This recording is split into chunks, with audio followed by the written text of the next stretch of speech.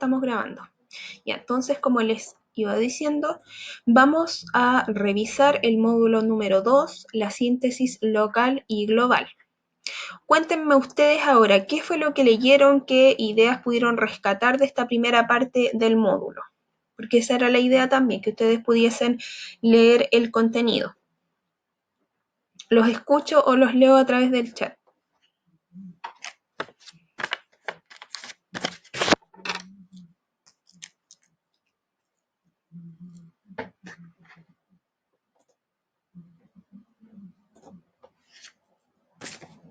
¿Qué fue lo que ustedes vieron en este módulo?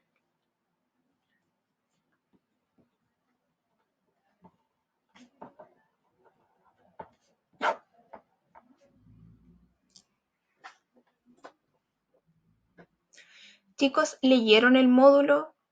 Por último, leerlo, no necesariamente haber desarrollado los ejercicios, porque, bueno, igual entiendo que están con una sobrecarga de tareas, de exigencias, ¿cierto? Pero habíamos quedado en que por último iban a revisar el contenido. Y además que, bueno, las personas que fueron a buscar el material impreso al liceo debiesen haberlo recibido con las claves de solución. Así que por eso tampoco yo les pedí ayer que ustedes me regresaran las respuestas al módulo, porque como fueron entregadas desde ya con las soluciones no tenía lógica, ¿ya? ¿Hay alguien que haya trabajado el módulo, que lo haya leído? O por último, díganme que no, porque de verdad que siento que estoy hablando sola.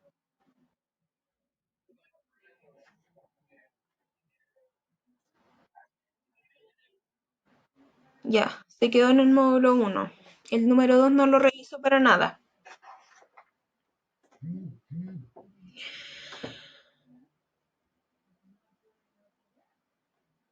A ver, el módulo... Carla, ¿se refiere al módulo número 2, al que estamos revisando ahora?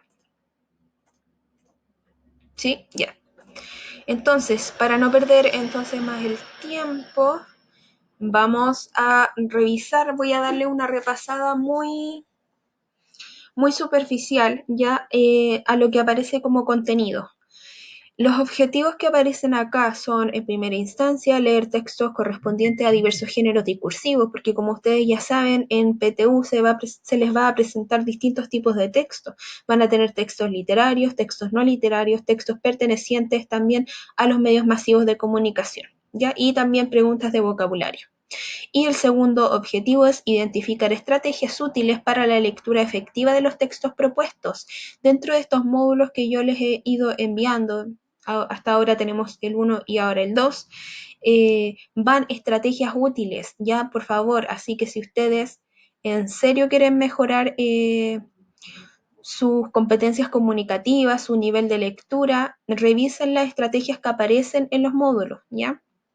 Estas estrategias son extraídas de un libro que yo adquirí especialmente para preparar PTU, ¿ya? Así que por favor revísenla porque les van a servir mucho. Ahora bien, ¿qué aparece acá en este módulo en primera instancia? Se especifica qué es la síntesis de un texto. La síntesis se constituye como una de las habilidades fundamentales para la comprensión lectora y por consiguiente posee una importante presencia en las preguntas de pruebas estandarizadas, ¿ya? En muchos de los textos a los que ustedes se van a ver enfrentados en PTU se les va a pedir que sinteticen algunas ideas. El objetivo central de este tipo de ítems es evaluar la capacidad del postulante, es decir, de ustedes como estudiantes, para identificar el tema o las ideas centrales de un texto a nivel de párrafo, fragmento o totalidad de este. En otras palabras, se pretende constatar si el lector ha tenido una adecuada comprensión a nivel global, ya del texto completo, y local de un texto, ya local nos referimos en este caso a párrafos en específico. Que lo capacite para extraer el contenido fundamental de un texto, lo cual implica haber efectuado una tarea de selección de la información que es más esencial, ¿ya? La que es más importante, dejando de lado la que es irrelevante. Un lector es capaz de extraer una síntesis de un texto gracias a que ha captado el significado y las relaciones de las oraciones y palabras al interior de éste, y por consiguiente ha entendido el texto como una entidad de significado que permite concebirlo como un todo semánticamente unitario. Ahora, mi pregunta para ustedes es la siguiente. ¿Saben ustedes lo que es la semántica? Lo explico. Ya, la semántica tiene que ver directamente con con el significado de algo, ¿ya? Entonces, acá, ¿a qué nos referimos? Vamos a volver a leer esto que dice, y por consiguiente ha entendido el texto como una entidad de significado que permite concebirlo como un todo semánticamente unitario, ya un significado que nosotros vamos a poder construir solamente luego de haber leído el texto completo, ya a cabalidad. Una vez que lo hayamos leído completamente, nosotros en nuestro cerebro vamos a concebir una idea de significado completa, ya una unidad de significado completa que eh, refiere a un texto cabalmente leído, ¿ya? El cual se va desplegando en una secuencia temática sostenida y progresiva. Secuencia temática, ¿cierto? En un texto a nosotros se nos van ofreciendo distintos temas a lo largo de los párrafos, ¿cierto? Porque tiene que existir la progresión temática para que el texto sea coherente. El lingüista holandés Theo van Dijk denominó a esta secuencia macroestructura, es decir, el tema o asunto de un texto que, en definitiva, constituye una síntesis. Los tipos de preguntas vinculadas a la síntesis de un texto que aparecen en la PTU del lenguaje se pueden clasificar como referidas al tema, referidas a la idea principal o referidas al título. Las tres formas pueden entenderse como una síntesis de un texto, pues tienen como finalidad que el postulante realice la tarea de reducir la información, pero manteniendo la sujeción semántica central, ya manteniendo el tema central y relevante al texto de origen leído.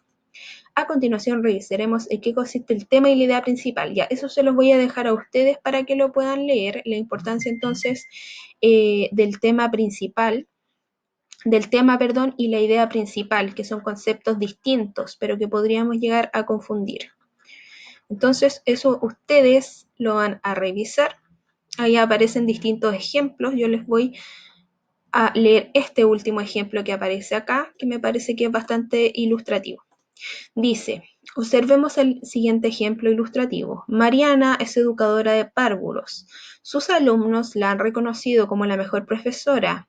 Ha ganado premios a nivel institucional. En este caso, la primera idea que se reitera es educadora, ¿cierto? Acá, con educadora. Ay, azul, un mal color.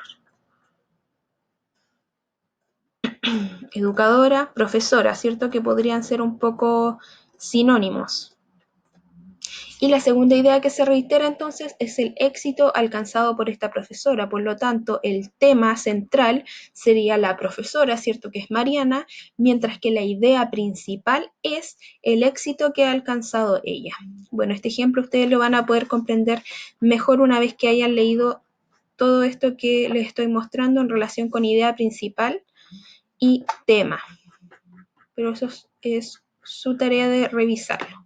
Y dice, atención, es importante destacar que el tema, idea principal o contenido fundamental de un texto se ajusta a las intenciones o propósitos que tiene el emisor de este, y no a las expectativas o impresiones que la lectura ha causado emotivamente en el lector. Para responder satisfactoriamente a este tipo de preguntas, debes atenerte a la información explícita o implícita que el autor ha intentado transmitirnos. Esto que aparece acá es muy importante. ¿Por qué? La idea principal, el contenido fundamental, siempre va a estar definido por el emisor, en este caso por el escritor de un texto. No somos nosotros los que vamos a determinar cuál es el tema principal, sino que ese ya está dado ahí y nosotros tenemos la tarea de identificarlo, porque este escritor, que actúa como un emisor de un mensaje, ¿cierto? Como escritor, nos deja varias pistas que a nosotros nos van a permitir darnos cuenta de cuál es la idea principal, de cuál es el tema, ¿ya? Y no refiere a las expectativas que nosotros podamos tener como lectores con respecto de un texto, ¿ya? No es lo que yo entendí de un texto, es que yo lo interpreto así, no. El texto es lo que es y dice lo que dice, no nos podemos salir de esos límites, no nos podemos ir por las ramas en este tipo de pruebas, ¿ya? Tenemos que atenernos solamente a lo que dice el texto. A eso se refiere este mensaje. Y bien, ahora sí vamos a ir de lleno a revisar los 15 ejercicios. Lo primero que aparece acá es una infografía. ¿Qué eran las infografías? Yo sé que ustedes saben. A ver, alguno que me pueda ayudar a definirlo.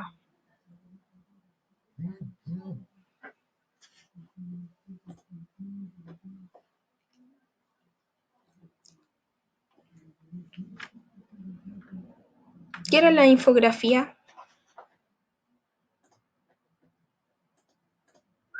Traten de descomponer la palabra. Infografía. Bien, Tomás, información, ¿cierto? A través de gráficos, de datos, de imágenes. Ya la infografía siempre va a ser un texto que se complemente entre la información escrita y las imágenes. Ya imágenes podríamos decir datos, gráficos, estadísticas, estudios, ya o representaciones icónicas. Muy bien, Tomás. Entonces, en este caso nos vamos a encontrar con esta infografía, que es un mapa de riesgo en el mundo y que tiene que ver más que nada con la economía de cada uno de estos países que están mencionados acá. A ver, para revisar este mapa voy a tener que acercarlo mucho. Ahí. Ya, la primera pregunta nos dice, ¿el o los países con más riesgo presentes en el mapa son? Bueno, ustedes ya tenían la respuesta, así que de todas formas yo las marqué. ¿Por qué Madagascar? ¿Ustedes tienen su módulo a mano? ¿Lo tienen por ahí?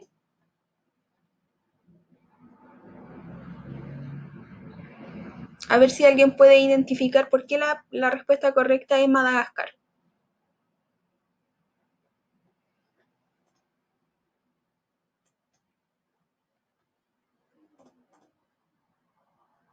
Chicos, ¿tienen su módulo ahí? Pareciera que solamente está Carla y Tomás conectados porque nadie más ha hablado. Bueno, a ver, que no vi quién era. Francisco. Yo, Francisco. Ya. ¿Los demás tienen su módulo impreso en sus manos ahora? Sí, ya. Entonces, va a revisar en su módulo. Bueno, acá ustedes lo pueden ver en colores. ¿Ustedes tienen en colores los módulos o no?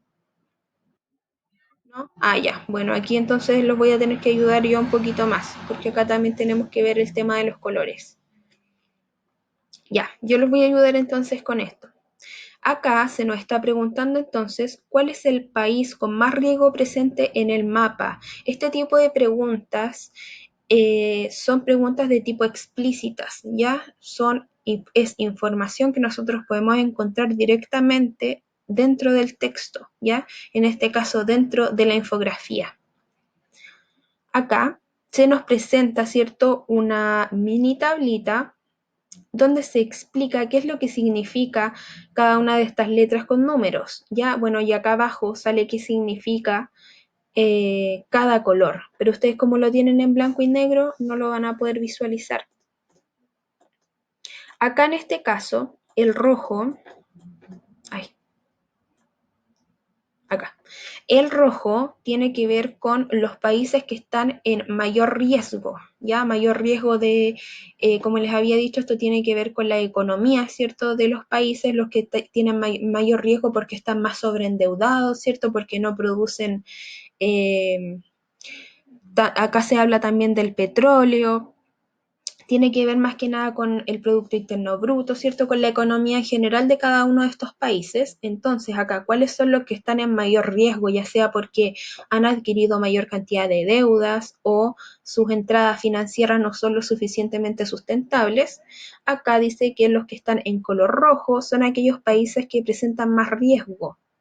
Dice revisión a la baja o perspectiva negativa. Y acá, ¿cuáles son los que tenemos en rojo? Canadá, Argelia, Tanzania, Bahrein, China, Madagascar, Sudáfrica, Tanzania y Gabón. Pero vamos a ver por qué Madagascar es la respuesta correcta.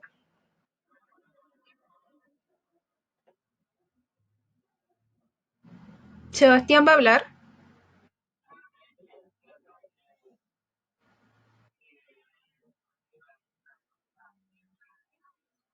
Es que no tiene lógica que yo les diga, o sea, de hecho ustedes tienen las respuestas. Porque, no, sí, sí, eso les estoy pidiendo que hagan, que me expliquen por qué esa sería la respuesta correcta.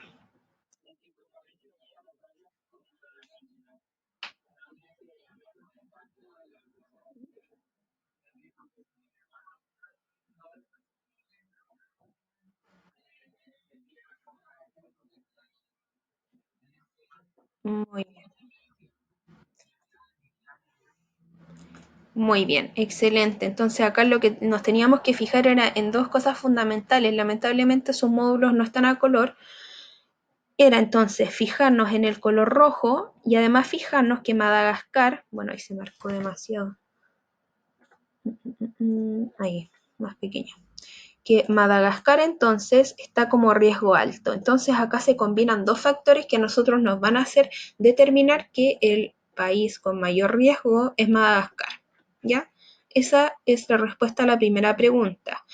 Como les había mencionado ya en la ocasión anterior, bueno, cuando no estaban los compañeros conectados, los de cuarto B, estos primeros ejercicios de estos módulos están directamente enfocados en la extracción de información explícita. Ya más adelante vamos a ir avanzando en los niveles, vamos a ir ya introduciendo preguntas que tengan que ver con el nivel implícito, ¿cierto?, de interpretación, etcétera, que son niveles más complejos. 2. Los países menos afectados por la caída del petróleo son aquellos que, la respuesta correcta es la D, dice exportan materias primas renovables e importan materias primas no renovables. ¿Y eso dónde lo podemos encontrar acá dentro de la infografía? Busquen en su infografía.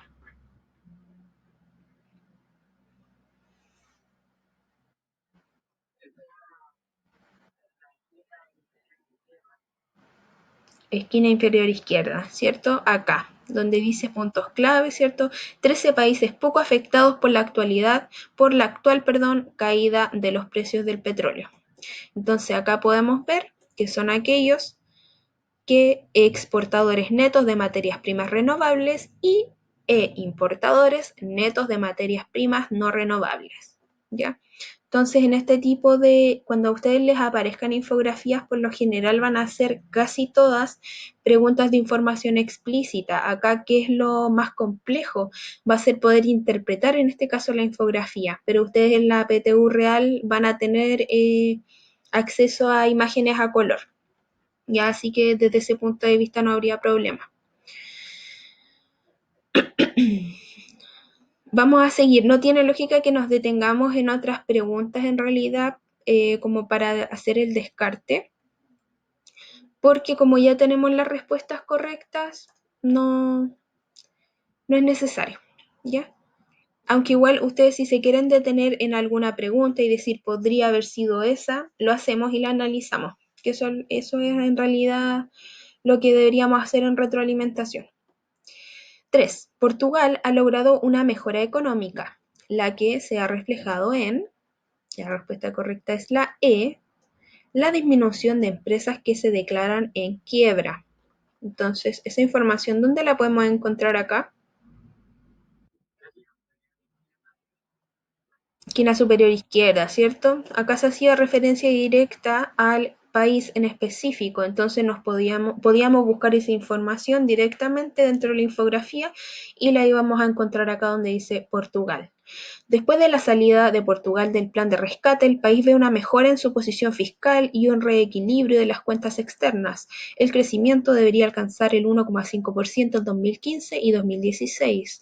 En el lado empresarial, mayores márgenes, disminución de las quiebras y experiencias de pago satisfactorias. Entonces, la respuesta correcta a la 3 es la E y la podían encontrar acá, en la esquina superior derecha. 4. Una de las causas de la baja económica de Canadá es B, la caída del precio del petróleo. Y aquí nuevamente entonces, ¿dónde aparece Canadá? Aquí, acá. Nuevamente entonces vamos directamente a la información que aparece dentro de la infografía. No la voy a leer porque aparece la respuesta. A ver, ¿cuántas manos quedan de esta? Son 10 preguntas de la infografía. Ya, entonces, número 5. ¿Qué país se proyecta con un mayor crecimiento para el 2016? Acá nos dicen que es República Checa. Vamos a ver qué dice acá en República Checa. Dice, el crecimiento de la economía checa debería aumentar y llegar a un nivel confortable en este año en 2016, respectivamente 2,5% y 2,8%. Entonces acá tenemos esta palabra clave que es crecimiento de la economía, ¿ya? Y que está presente acá dentro de la pregunta. Mayor crecimiento además nos indica un año en específico. Entonces también ustedes se tienen que ir fijando en esas claves. Y acá, de nuevo, tenemos el año. Cada vez que se les entregue una información específica dentro de una pregunta, lo más probable es que aparezca de forma explícita. Número 6. Las industrias que experimentan exceso de capacidad en China son, dice, las de cemento y acero. Vamos a ver qué dice en China. Acá tenemos, dice el nivel de la deuda del sector privado ha ido en aumento, un 207% del Producto Interno Bruto a principios de 2014, en comparación con un 130% del Producto Interno Bruto en 2008, y la morosidad va en aumento.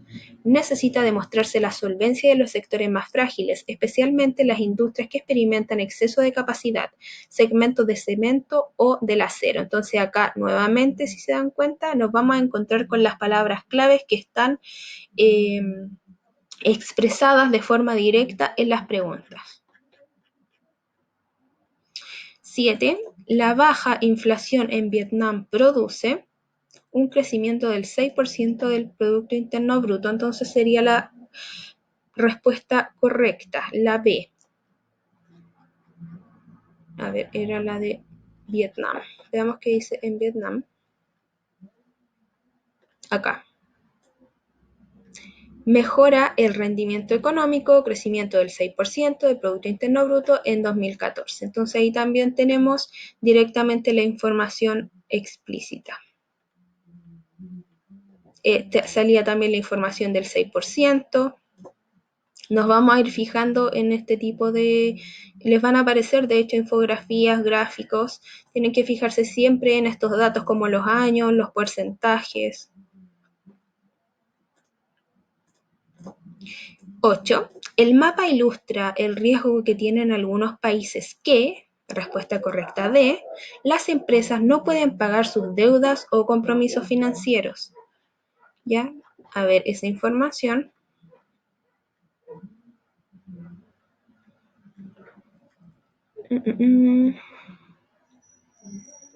Acá, el riesgo de impago de las empresas. ¿Ya? Entonces, ¿cuáles son las que están en mayor riesgo? Las que no han podido solventar, ¿cierto? Pagar esos gastos, por lo tanto están en un déficit.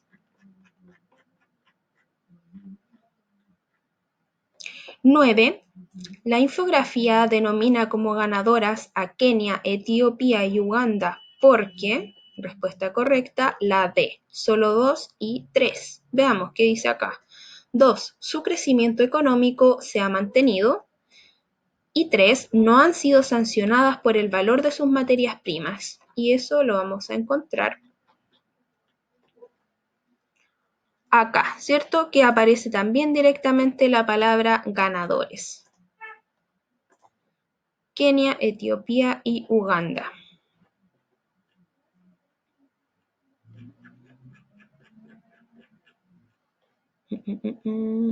Y ahora nos vamos a la 10, que dice, Canadá y Argelia tienen en común que ambas, respuesta correcta, la E, 1, 2 y 3, en este caso son todas. 1. Posee algún tipo de déficit. han sido afectadas por la caída del valor del petróleo y 3 poseen una vigilancia negativa. En este caso, para poder responder a esta pregunta vamos a tener que ir un poquito más allá de la información explícita y lo que vamos a tener que hacer es ir a leer la información que aparece para cada uno de estos países y comenzar a compararlos, ¿ya? En este caso tendríamos que entonces utilizar la estrategia de comparación. Bien, bueno, en síntesis, ya para ir cerrando el tema de la infografía, como les había comentado al principio, por lo general, cuando se encuentran con este tipo de textos, consejo, fijarse siempre en la iconografía. Ustedes van a tener a color, obviamente, en la experiencia de PTU real, cualquier tipo de infografía, mapa, gráfico, estudio. Dos, fijarse en los años, fijarse en los porcentajes, y también comparar información, fijarse también en las palabras clave que aparecen, porque por lo general se nos van a preguntar cosas que van a aparecer de forma explícita, o por ejemplo en la pregunta de Kenia, Etiopía y Uganda aparecía la palabra ganadores, ¿ya? Cuando hablábamos también del riesgo de las empresas por impago también, o puede que aparezca de una forma sutilmente distinta, pero se nos quiere decir exactamente lo mismo, ¿ya? Así que eso como consejo para revisar las infografías, ya para que igual tomen nota de esas cosas. Ahora entonces vamos a pasar a revisar el texto, que este es un texto de qué tipo, chicos. Los primeros americanos lo leyeron, ¿alguien lo alcanzó a leer? ¿Sí o no? Si no lo leyeron, yo lo alcanzo a leer ahora y se los leo. Pero necesito que me digan. Sebastián, no lo logré escuchar.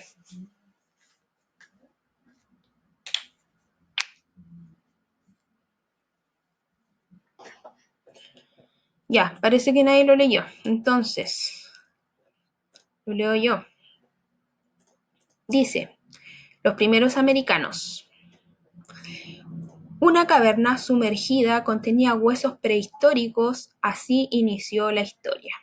¿Qué tipo de texto nos vamos a encontrar acá? ¿Qué creen ustedes? ¿Qué es? ¿Literario, no literario? ¿Qué subgénero? En primer lugar, ¿literario o no literario?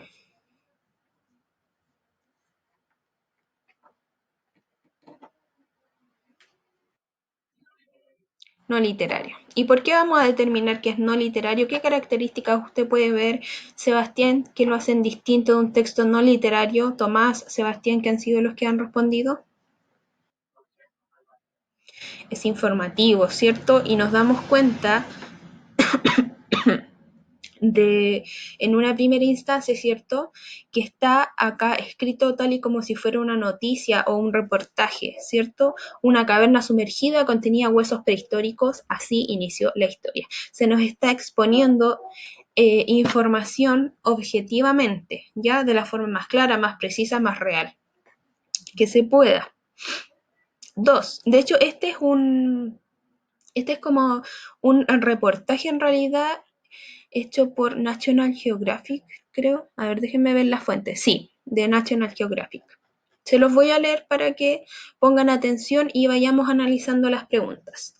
Dice, los primeros americanos. Una caverna sumergida contenía huesos prehistóricos. Así inició la historia. El primer rostro de los primeros americanos pertenece a una adolescente desafortunada que sufrió una caída mortal en una cueva de Yucatán hace unos 12.000 o 13.000 años. La historia de su descubrimiento comienza en 2007, cuando los buzos Álvaro Nava, Alex Álvarez y Franco Atolini realizaron un hallazgo sorprendente. Una inmensa caverna sumergida llamada Hoyo Negro. Al fondo del abismo, sus luces revelaron una cama de huesos prehistóricos, entre ellos al menos un esqueleto humano completo. Los buzos reportaron el descubrimiento al Instituto Nacional de Antropología e Historia, el cual reunió a un equipo internacional de arqueólogos y otros investigadores para analizar la cueva y su contenido.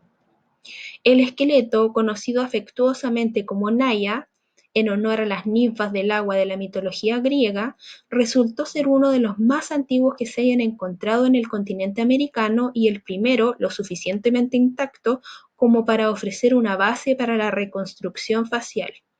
Los genetistas pudieron incluso extraer una muestra de ADN. Juntos, esos restos podrían explicar un misterio perenne acerca de la población de América. Si los nativos americanos descienden de exploradores asiáticos que migraron hacia el continente americano hacia fines de la era de hielo, ¿por qué no se parecen a sus antiguos ancestros? Todo parece indicar que los primeros americanos eran una pandilla muy ruda. Al mirar los restos de los esqueletos de los paleoamericanos se observa que la mitad de los hombres tiene heridas causadas por acciones violentas y 4 de cada 10 presentan fracturas en el cráneo. Las heridas no parecen haber sido el resultado de percances de caza y no ostentan marcas de guerra. Más bien parece que estos hombres peleaban entre sí, a menudo, de manera violenta. Dígame,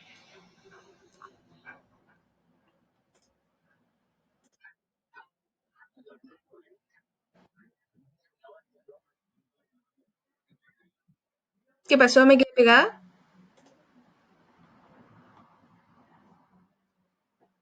¿Aló? ¿Me escuchan?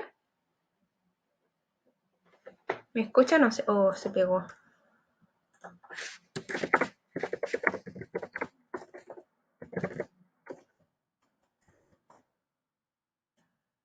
Mm, mm, mm.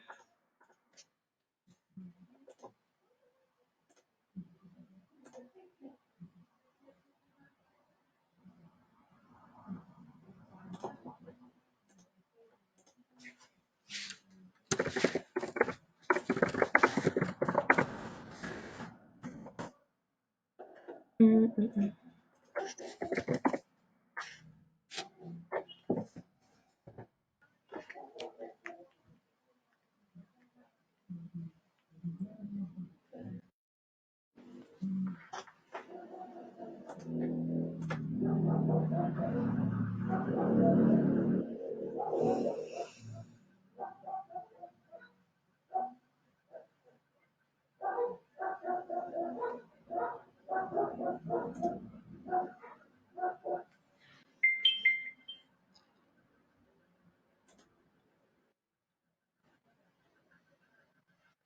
Ahora volví.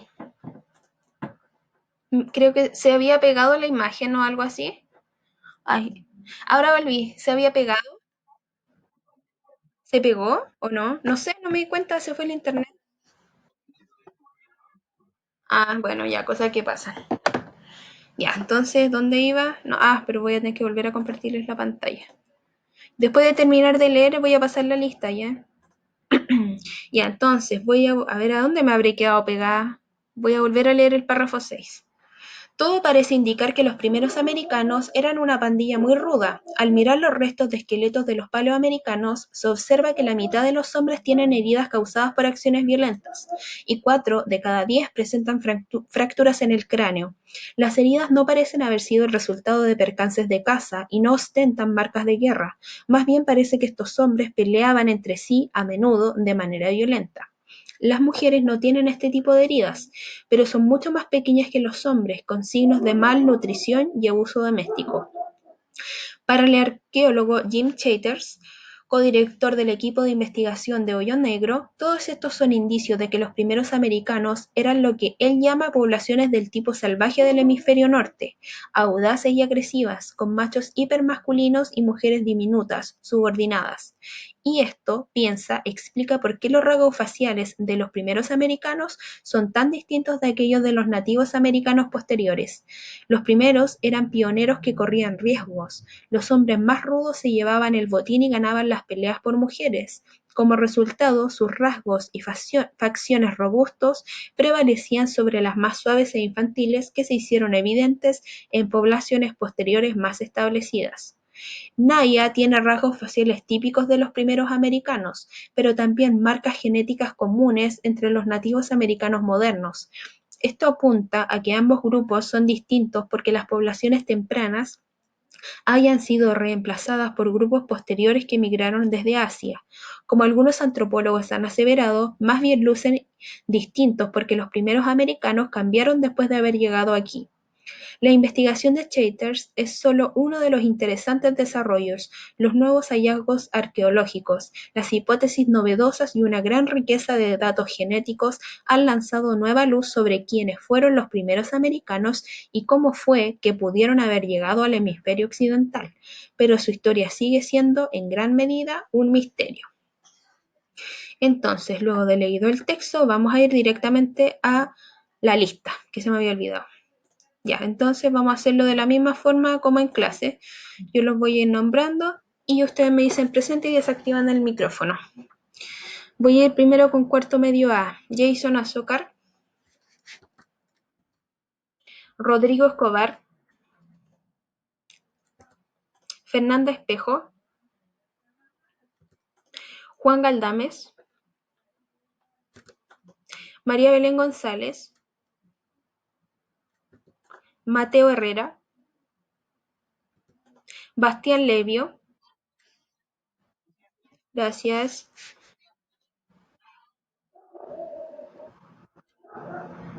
Michael López,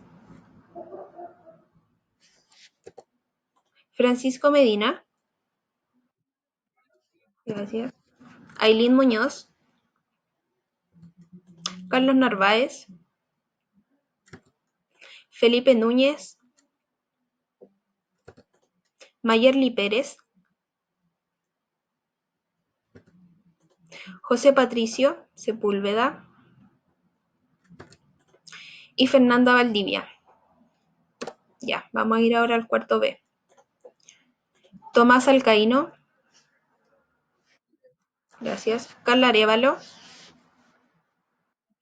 gracias. Eric Barbosa, Romina Díaz, Soledad Figueroa, Gladys García, gracias. Sebastián Llanao, Johan Lorca, Edgar Marval, Abigail Moyano, Caroline Muñoz, Carolina Muñoz, Daniela Navarro, Jürgen Ponce, Felipe Pradenas, Beatriz Quesada, Martín Ramos, Fernanda Robles, Byron Rosas, Ana Trejos, Antonella Valenzuela y Matías Venegas. Ya, yo de esta lista solamente voy a enviar a la gente que estuvo presente, ¿ya? Porque en realidad no tengo claridad absoluta de quiénes son las personas que definitivamente estarían dentro de este grupo de PTU, así que yo solamente envío a quienes están presentes. Ya, vamos a seguir entonces. Vamos directamente a la pregunta número 11 que nos dice, según el texto, hoyo negro es, en este caso, sería la respuesta la D, una caverna. ¿Quién quiere hablar? ¿Qué pasó?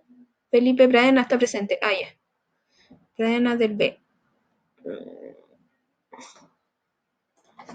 Ya Felipe está presente. Ya, entonces acá como les dije, la respuesta correcta es la D, una caverna de gran tamaño en el fondo marino. Voy a igual darle una revisada a las otras preguntas porque ya es más fácil encontrar la información en un texto que en una infografía de ese tipo. A, el abismo donde encontraron una caverna.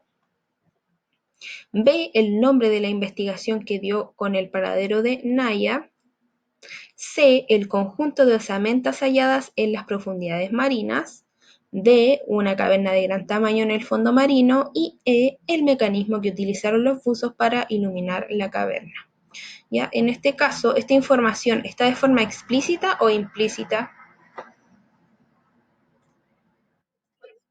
explícita. Ya como yo les había mencionado al principio, la mayoría de estos ejercicios que aparecen en estos primeros módulos es es de información explícita. ¿Ya? Vamos a ver entonces la segunda, perdón, la 12, la segunda de este texto, que dice, ¿cómo podrían haber llegado los huesos de Naya a las profundidades? Eso se nos lo comunica en el primer párrafo, si es que no me equivoco. No, no es en el primer párrafo.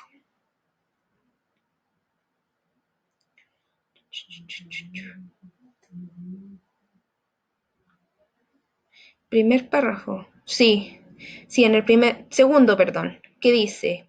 Porque el primero es una especie de subtítulo. 2. El primer rostro de los primeros americanos pertenece a una adolescente desafortunada que sufrió una caída mortal en una cueva de Yucatán hace unos 12.000 o 13.000 años. Entonces, en ese caso, también aparece de forma explícita de qué forma podrían haber llegado esas osamentas a las profundidades de esa caverna, ¿cierto? A raíz de una caída accidental de una niña en una cueva. Bueno, ahí específicamente se habla de una adolescente, pero en este caso es correcta esta opción, donde dice la caída accidental de una niña en una cueva, porque arrastrados por una corriente marina no, se dice explícitamente que fue a través de una caída. La cama de la niña se hallaba en el lugar, no, lo que se refiere a cama era la que decía que había una especie de cama de huesos al final de esta caverna, ¿ya? Entonces ahí podrían algunas personas en una primera instancia decir, leí la palabra cama, entonces voy a poner que esta es la correcta. Y entonces también fijarse en esos pequeños trucos de que hay palabras o enunciados que van a estar mencionados dentro de las posibles soluciones, pero que tenemos que volver a darle una mirada para no confundirnos, ¿ya? Porque acá obviamente la información es incorrecta. D, succionados por la potencia de energía que se genera en las profundidades, ¿no? O E, por el ánimo de un adolescente de alcanzar las luces del fondo marino. En ningún momento, ¿cierto?, se nos especifica cuál fue el motivo de esta adolescente, de esta niña, por el que cayó, ¿cierto?, por este abismo, ¿ya? Así que igual ahí alguien podría pensar que claro, ahí se menciona que el adolescente cayó en este abismo de forma implícita, pero dice para alcanzar las luces del fondo marino y esa información en realidad no está presente. Y esto que les estoy comentando ahora tiene mucho que ver con esto que les leí acá, donde dice atención, ya que solamente nos vamos a tener que ceñir a la información que está ahí en el texto. Nosotros como lectores no estamos capacitados en este caso, en este tipo de preguntas para creer en una respuesta posible, ya nos vamos a ceñir simplemente a lo que nos expresa en este caso el emisor del mensaje. Entonces, seguimos. 13. ¿Qué particularidad tenía el esqueleto encontrado en las profundidades? A, su antigüedad, ¿cierto? Y nivel de mantención. ¿Qué se mencionaba con respecto a las osamentas de Naya a diferencia de las otras?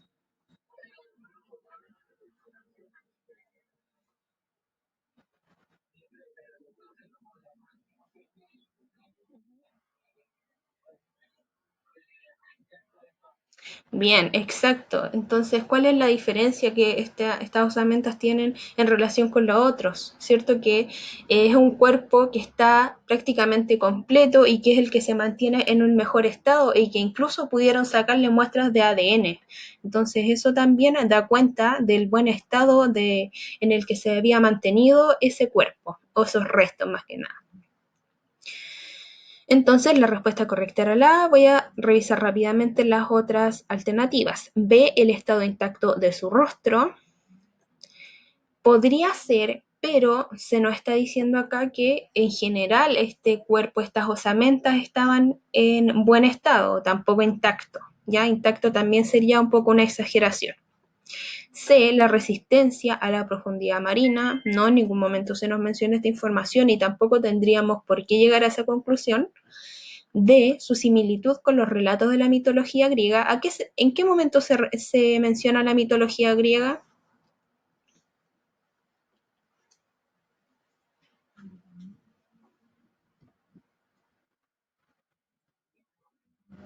En el nombre, ¿cierto?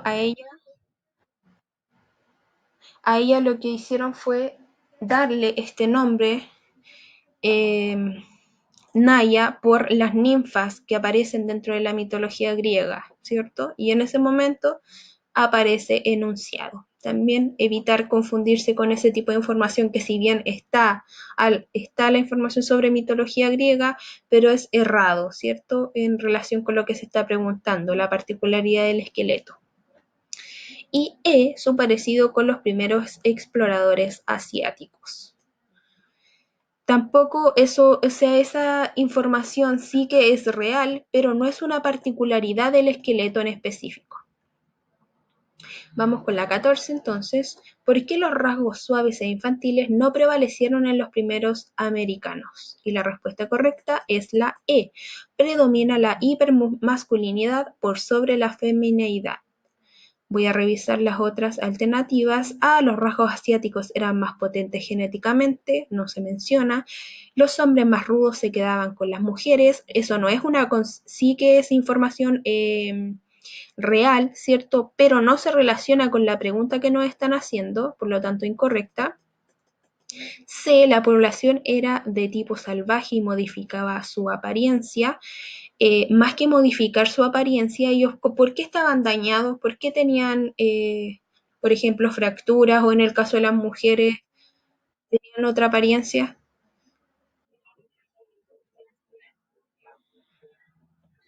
Por su constante en pelea, ¿cierto? Y en el caso de las mujeres, ellos eran distintas, pero eran más pequeñas, más menudas, ¿cierto?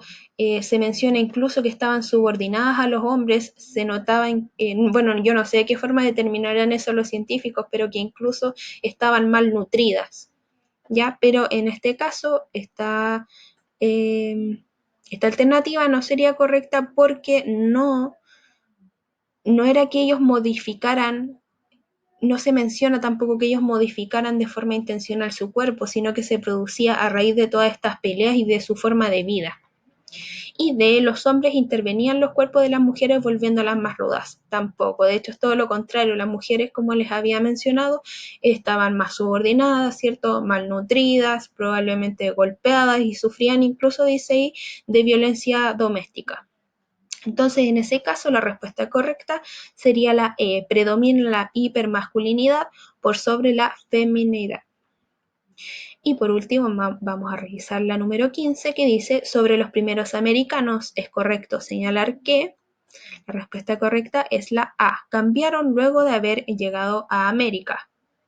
Acá, como les había mencionado en la ocasión anterior, ¿qué pasaba cuando nos encontrábamos con este tipo de preguntas cuando dice es correcto o es falso afirmar que? Bueno, además de que es algo que obviamente sucedió, ¿cierto? Lo vamos a encontrar también siempre estas preguntas que digan correcto o falso o es posible considerar, va a estar textual, ¿ya? Esa es la palabra clave. Siempre, y siempre les van a aparecer así, ojo, con mayúsculas, ¿ya? Entonces, es correcto señalar que A cambiaron luego de haber llegado a América y esa información aparece de forma textual. ¿En qué párrafo aparece? Los primeros americanos. Le voy a buscar acá.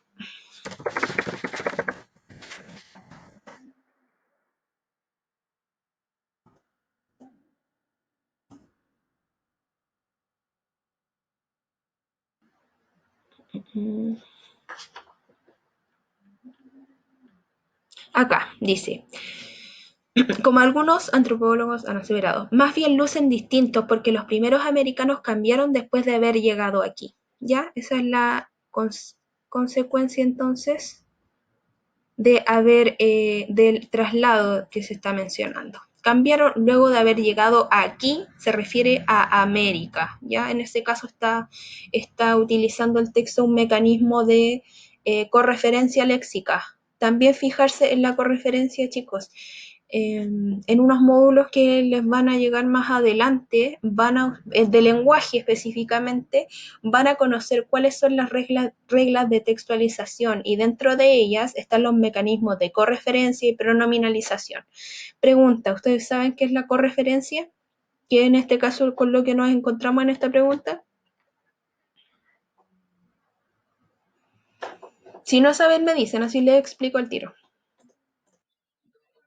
No, ya, gracias Sebastián por responder. Entonces, ¿no? Ya, entonces se los explico. La correferencia tiene que ver con la sustitución de las palabras por otras que sean sinónimas o referenciales de un lugar. Por ejemplo, acá en los primeros americanos, voy a buscar de nuevo eso. ¿Dónde había hecho? Acá. Los primeros americanos.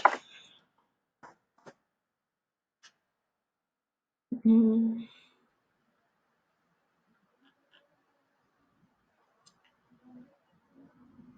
ya, acá.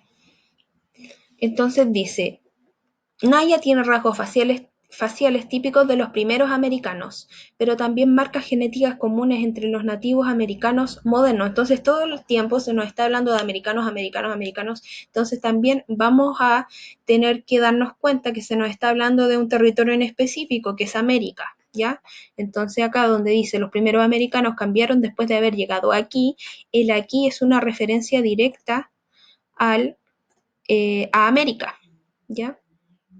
Entonces ahí ojo también con las correferencias y con las pronominalizaciones. La pronominalización es sustituir un elemento por un pronombre personal, como por ejemplo, si yo en vez de decir eh, Laura es buena para tocar la guitarra. No es cierto eso, pero bueno, es un ejemplo.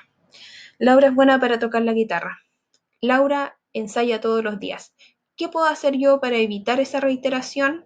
En esta segunda oración voy a reemplazar Laura por el pronombre personal de en tercera persona gramatical, ella, ¿cierto? Podría decir, Laura es buena para tocar la guitarra, ella practica todos los días. Entonces, ahí estamos aplicando un mecanismo de pronominalización, que también vamos a verlo mucho en los textos. ¿Ya? Pronominalización, y recuerden, correferencia es cuando yo sustituyo un término por un sinónimo o por alguna palabra que, que, que exprese más o menos lo mismo, ¿ya? Porque en el sentido estricto de la palabra, la sinonimia no existe. Ninguna palabra es el equivalente al 100% de otra, pero sí nos sirve para poder evitar las reiteraciones dentro de un texto, ¿ya? Entonces, terminamos de revisar la 15. Sí, ya, vamos a quedar entonces hasta acá. Nos sobraron 3 minutos y los voy a utilizar para volver a reiterar lo mismo que había dicho la vez pasada, ya, tratar, yo sé que tienen un montón de tareas y todo, pero por último, como ya tienen las claves de solución, antes de la retroalimentación, echarle una miradita, aunque sea a los ejercicios, ya que es donde yo más me voy a centrar. La otra información ustedes la van a tener al alcance de su mano. Después cuando tengan que dar la PTU pueden repasar toda esa información, todos esos contenidos que tienen que ver más que nada con un apoyo en cuanto a entrega de estrategias de lectura, ya para que ustedes puedan mejorar. Entonces ya para la próxima retroalimentación yo les voy a enviar como el lunes de ayer, les voy a enviar el módulo número 3 el próximo lunes y el martes, por último, traer leído a la retroalimentación los 15 ejercicios y traer leído el texto o los textos que aparezcan allí. ¿Estamos? ¿Sí? Ya. ¿Estamos o no estamos? Los demás que por último pongan sí, entiendo, ok, ya, gracias Tomás. Ya, perfecto. Y gracias Carla. Ya, entonces vamos a quedar hasta acá hoy día. Que estén súper bien, cuídense y nos vemos el lunes. ¿Ya? Chau. Chao, que estén bien, cuídense.